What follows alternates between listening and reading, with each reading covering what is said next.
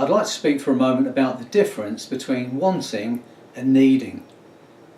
The majority of the clients that come to see me have got to a point where they feel they need something in their life to survive, to be happy, to be well. And there's a big difference between wanting to be loved and feeling you need to be loved. There's a big difference between feeling that you want to be with someone and feeling you need to be with someone. There's a difference between wanting a cigarette and feeling you need a cigarette. There's a big difference between wanting a glass of wine and feeling you need a glass of wine. Now, I believe that hypnosis gives us access to the underlying programs and beliefs that hold us to things that sometimes are detrimental to us. Whether that's relationships, whether that's drugs, whether that's alcohol, but with that feeling that we need something to be happy, to be well. So I'll ask you to ask the same question of yourselves. What is it that you feel you actually need in your life to be happy? What you need in your life to survive? And maybe question that belief. Look at it again. And if you have your own ability to go into self-hypnosis, examine those beliefs and maybe change that belief.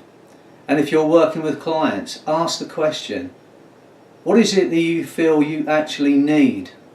You know, when I work with smokers, I say to them, I am not going to take away the ability to smoke. You will always be able to smoke. But I promise you, when you leave my office, the need for a cigarette will be gone. And you will have two choices back. And most of my clients make the choice to quit. It's the same with alcohol. When people come to see me, I've got an alcohol problem, I'm drinking a bottle of wine every night. I say, what do you want? Do you want to have more control over it, or do you want to stop completely?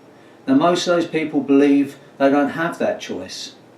But when you give them back that choice, or they enable themselves to have that choice by changing that belief, you're empowering that client. And I want all my clients to be empowered. I want all my clients to take responsibility for making their own changes. And when you give your client back that empowerment, when you give them back the understanding and belief that they can change themselves, they no longer have to need something to survive, then they get on with their lives and they change their lives for themselves. So that's all I want to say on this video.